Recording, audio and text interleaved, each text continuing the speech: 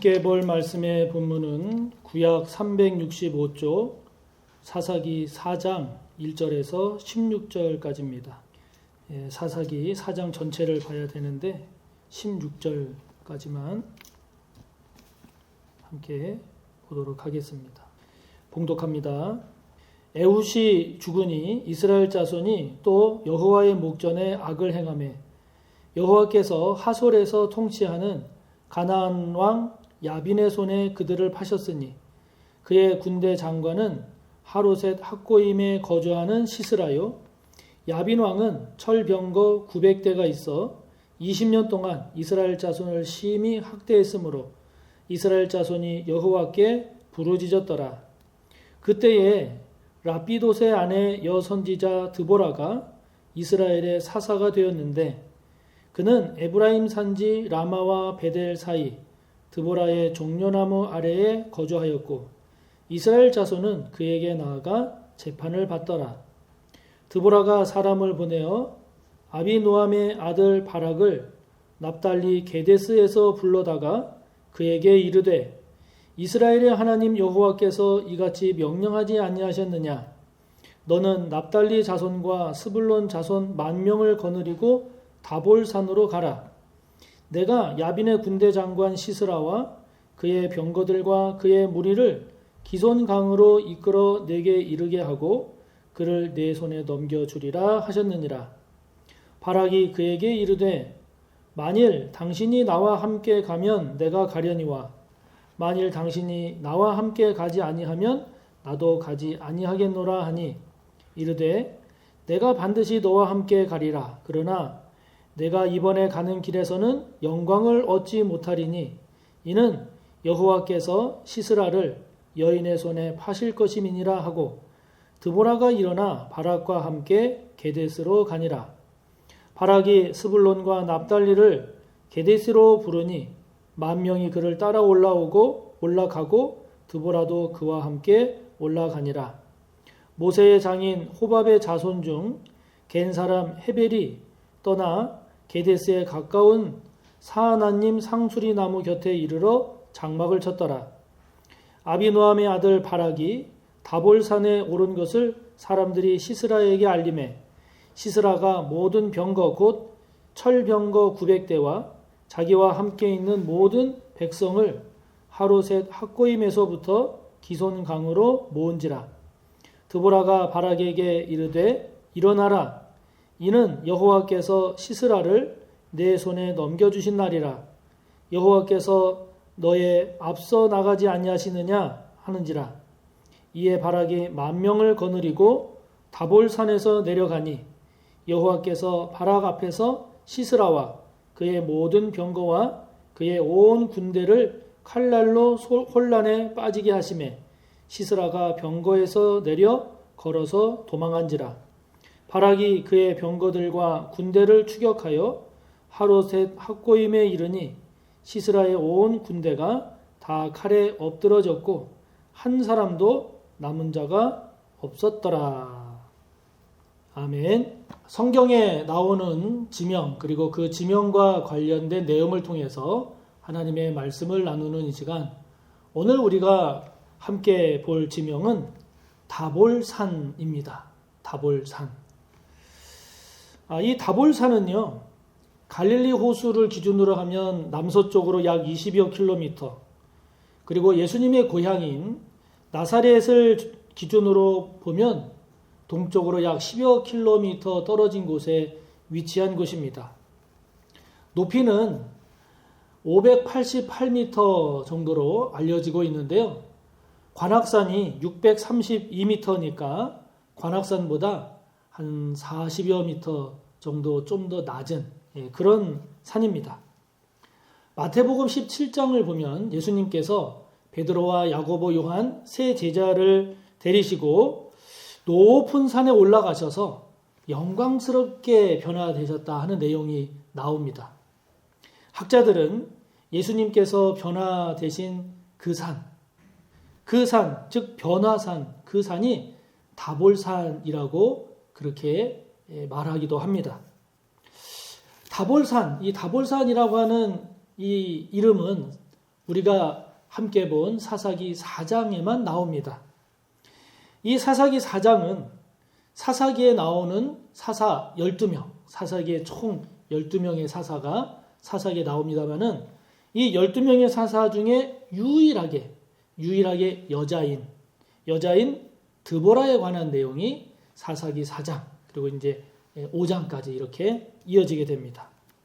드보라라고 하는 것은 꿀벌이라고 하는 이제 그런 뜻을 가지고 있는데요.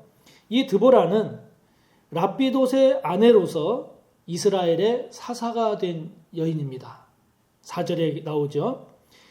사사기 5장 31절을 보면 이 드보라로 인해서 이스라엘이 40년 동안 평안하게 되는데 그 기간 동안 드보라가 이스라엘을 지도하고 다스리게 됩니다.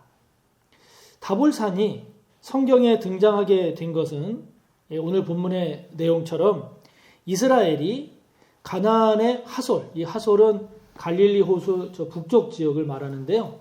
그 하솔을 다스린 왕인 야빈과 전쟁을 하게 되면서 이 다볼산이라는 이름이 나오게 됩니다. 이스라엘이 가나안의 왕인 야빈과 전쟁을 하게 된 것은 이스라엘 민족이 하나님 앞에서 악을 행했기 때문입니다. 가나안에 정착한 이스라엘 민족이 그 후에 하나님을 잘 섬기며 살았어야 했는데 그렇게 살지를 못했습니다.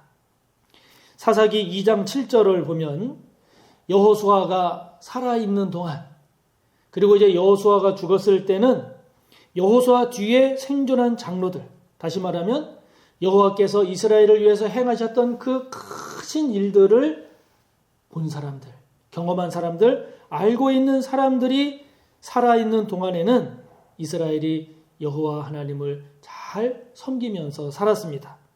그러나 그들이 모두 다 죽은 뒤에 그 후에 일어난 세대들, 그 이후 세대는 여호와를 제대로 알지도 못했을 뿐만 아니라 여호와께서 하나님께서 이스라엘에게 행하신 그 일들, 그 행하신 일도 알지 못했습니다.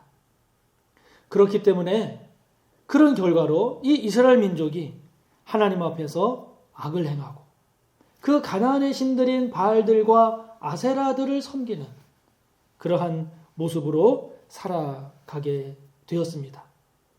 그러자 하나님께서 이스라엘을 그냥 놔두지 않으시고 그 주변에 있는 왕들을 통해서 이스라엘을 징계하시죠.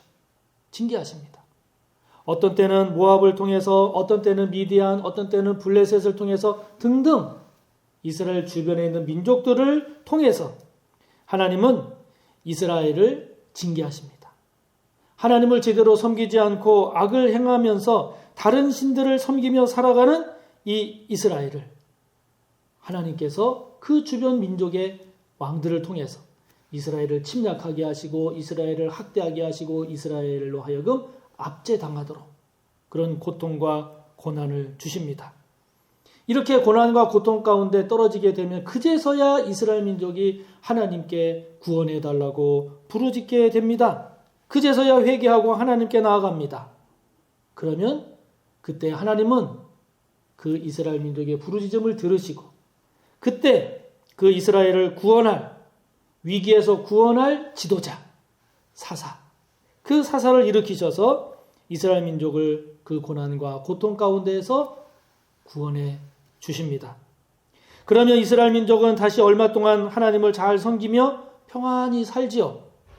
그러다가 또다시 시간이 지나면 하나님 앞에 악을 행하면서 우상을 섬기면서 그렇게 살아가게 되고 그러면 또 하나님은 다시 이스라엘 민족을 그 주변 왕들을 통해서 이스라엘을 징계하십니다.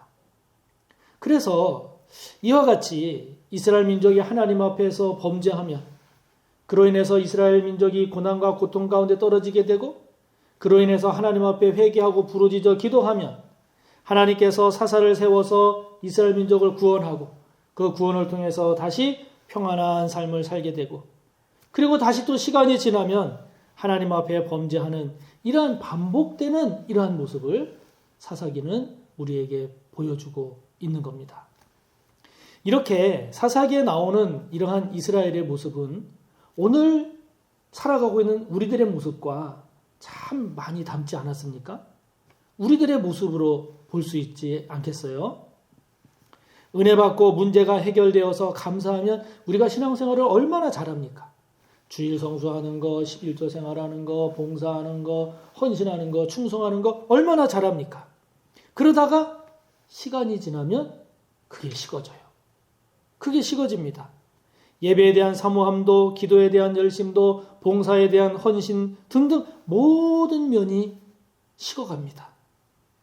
그렇게 식어가다가 작은 시험이라도 들면, 작은 고난이라도 당하면, 그러면 신앙생활이 흔들리거나 어떤 경우에는 그냥 털썩 주저앉기도 합니다. 그러다가 개인적으로 또는 가정적으로 혹은 사업적으로 문제가 생기고 고난이 닥치면 그동안 잘못했던 신앙생활에 대해서 회개하면서 다시 하나님께 부르짖으면서 다시 신앙을 회복하고 은혜를 회복하지요.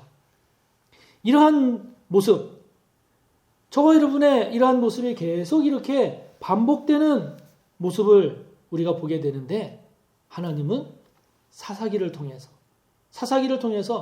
이스라엘 민족을 통해서 저와 여러분에게 우리에게 먼저 그 모습을 우리에게 보여주셨죠.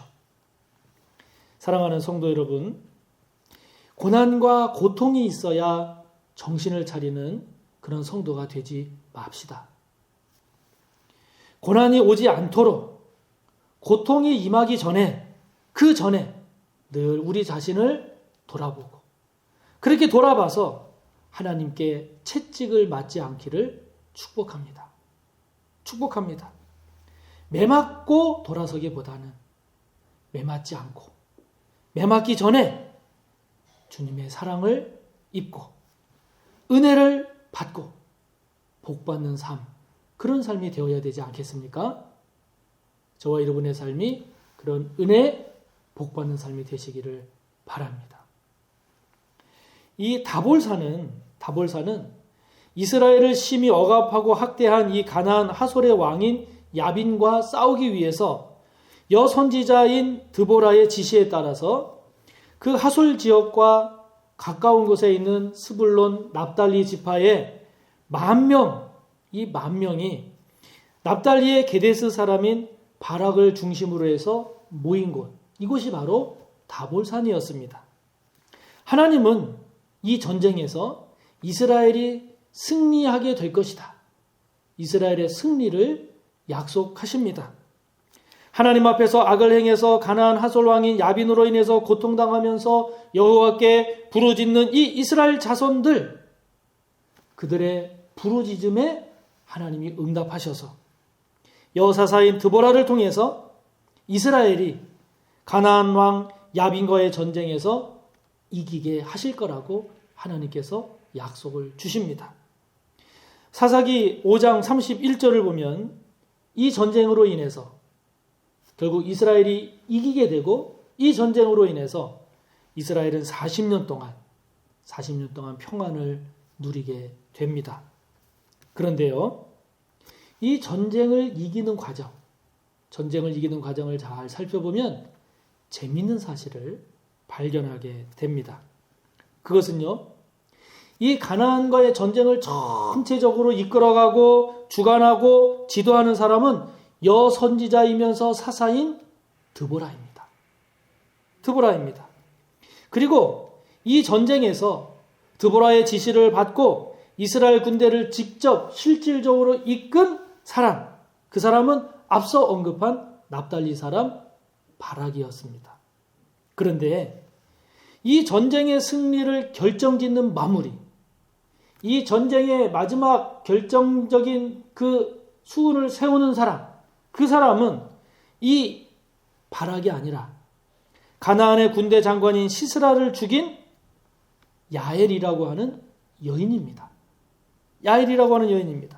그러니까 전쟁을 전체적으로 이끌어가고 지도한 사람도 여성인 드보라고, 이 전쟁을 결정적으로 마무리한 결정적 수훈을 세운 사람도 여인 야엘인 것이었습니다. 하나님은요, 뭐 남자이기 때문에 또는 뭐 여자이기 때문에 사용하고 사용하지 않으시고 그러지 않으십니다. 그러지 않으십니다. 하나님은 누구든지 사용하십니다. 하나님께 쓰임 받을 수 있는 그 기회가 주어졌을 때, 그 기회가 주어졌을 때 하나님께 쓰임 받는 것이 크게 중요합니다. 크게 중요합니다. 제가 자료를 보니까 2020년에 대학을 졸업한 것을 나타내는 학사학위 취득자가 여성이 52.3%입니다. 그러니까 절반이 넘습니다. 국가고시에서도 여성 비율이 계속 증가했습니다. 계속 늘어서 절반을 넘었거나 육박하고 있더라고요.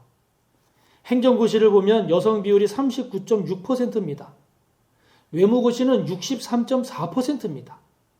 변호사 시험은 45.8%나 됩니다. 우리나라에서도 이 여성이 점점 국가고시에서 그 합격 비율이 증가하고 있습니다.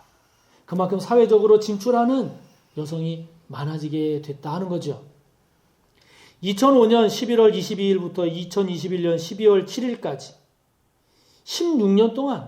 16년 동안 독일을 지배한 독일의 총리도 여성 앙겔라 마르켈이었습니다. 물론 아직도 우리나라는 많은 부분이 남성 중심으로 되어 있습니다. 그렇기 때문에 여성으로서 또는 장애인으로서 이 사회에서 성공하거나 지도자가 된다라고 하는 것이 쉽지 않은 것은 분명합니다. 여전히 그렇습니다. 그러나 오늘 우리가 이 보는 사사기 4장 5장에 나오는 드보라 그리고 야엘의 경우에서처럼 점점 여성의 사회적 지위가 높아지고 그 능력을 인정받고 그리고 그 처우가 개선되고 그 영향력이 점점 확대되어져 갈 것이기 때문에 앞으로를 본다면 점점 쓰임받을 수 있는 기회가 여성도 장애인도 점점 많아지게 될 겁니다. 저는요, 우리 서울교회에서 이렇게 하나님 앞에 귀하게 쓰임받는 일꾼들이 많이 나오기를 축복합니다. 세상 환경에 갇히는 것이 아니라 주님 안에서 쓰임받을 수 있는 쓰임받는 그런 비전을 품고 교회와 세상을 위한 일꾼들이 우리 교회에서 많이 나올 수 있도록 성도 여러분 기도해 주시기를 바랍니다. 그래서 가정과 교회, 직장뿐만이 아니라 나라와 민족을 위해서 그리고 세계를 위해서 귀하게 쓰임받는 우리와 우리 자녀들이 되기를 바랍니다. 그런데 제가 앞서 바락이라고 하는 이 사람을 언급했습니다마는 이 바락이라고 하는 사람은 이 가나안과의 전쟁에서 결정적인 수훈을 세울 수 있는 기회를 놓치고 맙니다. 안타깝게 놓쳐요. 그에게는 이스라엘 군대를 직접 거느리고 싸울 권한이 주어졌지요. 그리고 이 전쟁은 하나님께서 가나안을 이스라엘에게 넘겨주시는, 즉 이스라엘이 승리하게 된다라고 하는 말씀을 주셨습니다. 하나님께서 이스라엘에게 전쟁의 승리를 보장해 주셨습니다. 6절과 7절을 보면 알 수 있죠. 그렇기 때문에 바락은 이 말씀을 주신 하나님을 믿고 믿음으로 담대하게 나아가서 싸우면 됐습니다. 또 그렇게 싸워야 했습니다. 그래서 그는 드보라로부터 그 싸움에 대한 권한을 다 위임을 받고 이스라엘 군대를 거느리고 다볼산에 모였다가 다볼산에서 내려와서 시스라가 군대 장관인 이 가나안 군대를 향해서 돌진하거든요. 그래서 이 가나안 군대는 한 명도 남김없이 이스라엘 군대에 의해서 다 칼에 쓰러지고 맙니다. 이 와중에 가나안의 군대 장관인 시스라는 가까스로 도망칩니다. 가까스로 도망쳐서 평소 하솔 왕인 야빈과 가깝게 지내는 겐 사람인 헤벨의 집으로 이 시스라가 피신합니다. 그곳으로 피신한 이 시스라는 그러나 그 헤벨의 집에서 헤벨의 아내인 야엘에게 이 관자놀이에 장막 말뚝이 박혀서 비참하게 죽임을 당하고 맙니다. 비참하게 죽고 맙니다. 바락은 그 뒤에 이 시스라를 추격하는 과정에서 시스라가 헤벨의 집으로 피신하게 됐다는 것, 그리고 그 헤벨의 아내인 야엘에 의해서 그 시스라가 죽게 되었다라고 하는 그 소식을 듣게 됩니다. 결국 전쟁에서 수고는 제일 많이 했지만 그러나 가장 결정적 수훈이라고 할 수 있는 적장을 죽이거나 적장을 사로잡는 그 수훈은 야엘이라고 하는 여인에게 빼앗기고 만 꼴이 되고 만 거죠. 바락은 왜 이 결정적 수훈, 이 공을 놓친 걸까요? 그 이유가 뭘까요? 그것은 오늘 8절 9절의 말씀을 보면 이 바락이 하나님을 믿지 않고 사람을 의지했기 때문이라고 우리에게 가르쳐 줍니다. 바락은 드보라를 통해서 하나님께서 이번 전쟁에서 이스라엘이 하나님께서 승리케 해 주신다라고 하는 그 말씀을 드보라로부터 들었습니다. 그렇기 때문에 그는 승리케 하시는 하나님, 그 하나님을 믿고 믿음으로 그리고 담대함으로 가나안 군대를 향해 나갔어야 됐습니다. 그런데 오늘 8절 말씀을 보면 나가서 싸우라라고 하는 드보라의 말에 그는 하나님을 믿지 않고 하나님께서 드보라를 통해서 주신 그 말씀을 믿지 않고 이 선지자 사사인 드보라를 의지하면서 드보라가 자신과 같이 가지 않으면 자기도 가지 않겠다라고 하는 그런 모습을 보입니다. 이로 인해서 이 바락은 드보라로부터 이 싸움에서 그가 영광을 얻지 못하게 될 것이다 라고 하는 말을 듣게 되죠. 그리고 그것은 결국 야엘이라고 하는 여인에게 결정적 수훈을 빼앗기는 그런 모습으로 나타나고 맙니다. 오늘 본문 13절을 보면 가나안 군대에는 철병거가 900대가 있다고 했습니다. 이는 당시 완전한 철기 문화로 넘어가지 못한 이스라엘의 수준을 생각한다면 이 가나안 군대가 이스라엘 군대보다 훨씬 발달된 무기로 무장했음을 알 수 있습니다.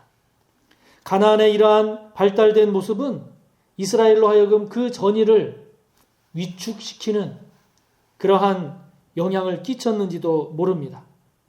그렇기 때문에 하나님에 대한 믿음, 하나님 말씀에 대한 확신, 이것이 더 필요했는데 바락은 결국 그렇지 못한 거죠. 사람을 의지하게 된 겁니다. 하나님을 바라봤어야 했는데 현실을 바라본 것이죠. 그것에 사로잡힘으로써 영광의 주인공이 되지 못하게 됨을 성경은 우리에게 보여주고 있는 겁니다. 히브리서 11장 6절의 말씀처럼 믿음이 없으면 하나님을 기쁘시게 할 수가 없습니다.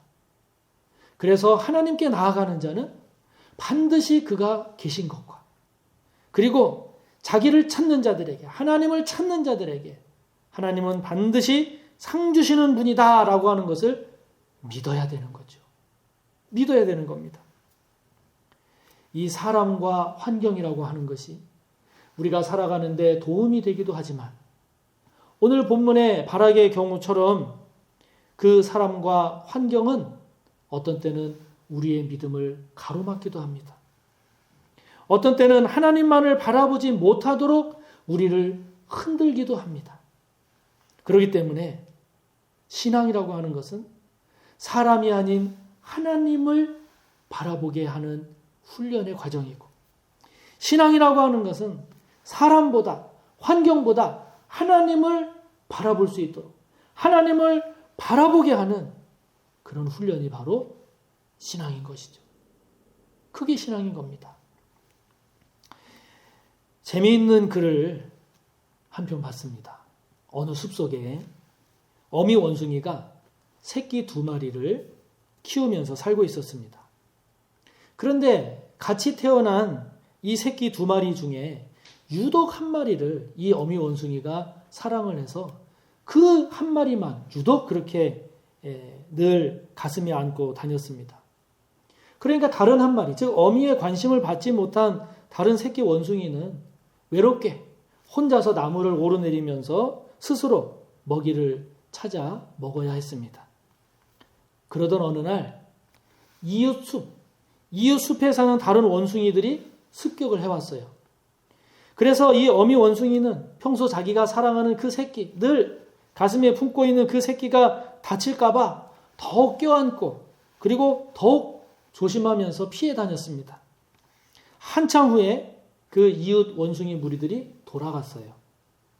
이제 갔구나 해서 한숨을 돌리고 그리고 품에 안고 있던 그 새끼 원숭이를 어미 원숭이가 본 순간 어미 원숭이가 깜짝 놀랍니다. 왜냐하면 너무 꽉 껴안고 다닌 탓에 그만 새끼 원숭이가 숨이 막혀 죽은 겁니다. 반면에 혼자 이 나무 저 나무 피해 다닌 다른 새끼 원숭이는 살았다 하는 내용입니다. 여러분, 이것은 이솝 우화 중에 어미 원숭이의 사랑이라고 하는 내용의 이야기인데요. 부모의 과보 또는 누구만을 사랑하는 부모의 편애, 이것은 오히려 자식에게 해롭다 하는 이런 교훈을 주는 이야기입니다. 그런데 이 교훈을 우리의 신앙에 적용을 해보면 하나님을 바라보고 하나님의 말씀을 믿고 그래서 믿음으로 살고 믿음으로 나아가야 되는데 사람을 의지하고 그리고 사람만 바라보고 환경에 사로잡혀서 살면 어미 품에서 죽은 그 어린 원숭이처럼 우리에게 닥친 위기를 극복할 수 없다 하는 거죠. 저와 여러분은 하나님과 사람 중에 누구를 더 의지합니까? 하나님과 사람 중에 저와 여러분은 누구를 더 바라봅니까?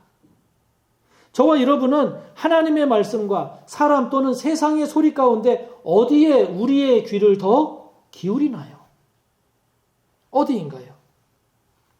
물론 우리가 사람과 떨어져 살 수 없고 우리가 세상을 벗어나서 살 수 없지만 그렇다고 우리가 하나님보다 사람을 더 의지해서 하나님의 마음을 안타깝게 하는 그런 성도가 되어서는 안 되지 않겠습니까? 하나님보다 세상을 더 바라봄으로써 하나님을 놓치는 그런 성도가 되지 맙시다. 하나님을 놓치지 않는, 하나님을 놓침으로써 하나님으로부터 받을 상급, 그 상급을 놓치지 않는 저와 여러분이 꼭 되시기를 축복하는 것입니다. 여자였지만 이스라엘을 지도하고 이스라엘을 위기에서 구원하는데 귀하게 쓰임받은 여선지자, 여사사 드보라. 반면에 전쟁에서 수고는 제일 많이 했지만 그러나 결정적 그 수훈의 자리는 놓치고 말았던 이 아쉬운 바락. 저와 여러분, 우리 모두 하나님께 귀하게 쓰임받음과 동시에 하나님으로부터 받을 상급, 그 상급 또한 놓치지 않는 저와 여러분이 꼭 되시기를 축복하는 것입니다. 그래서 저와 여러분 모두가 다 하나님 앞에 귀하게 쓰임받는 그런 귀한 일꾼이 됨과 동시에 하나님께서 주시는 그 은혜의 복된 상급도 놓치지 않는 저와 여러분이 다 되시기를, 그런 저와 여러분의 자녀들이 다 되기를 주님의 이름으로 축복합니다. 하나님 아버지, 여선지자, 여사사인 드보라처럼 하나님께 귀하게 쓰임받는 일꾼이 되게 하옵소서. 그렇게 쓰임받는 일꾼들이 우리 서호교회에서 많이 일어나기를 원하오니 아버지 하나님께서 우리 서호교회에 은혜를 베풀어 주시고 복을 부어 주시고 하늘의 문 땅의 문을 여셔서 아버지께 그렇게 귀하게 쓰임받는 일꾼들이 많이 나오게 하여 주시옵소서. 뿐만 아니라 오직 하나님을 바라보고 오직 하나님만을 믿는 가운데 세상과 현실을 바라보며 살다가 하나님이 주시는 상급을 놓치는 우리가 되지 않기를 원하오니 아버지 하나님, 우리 서호의 모든 성도들이, 그 자녀들이 하나님께 귀하게 쓰임 받을 뿐만 아니라 하나님의 그 은혜의 복된 상급의 주인공들이 다 될 수 있도록 성령님 도와 주시옵소서. 예수님의 이름으로 기도하옵나이다. 아멘.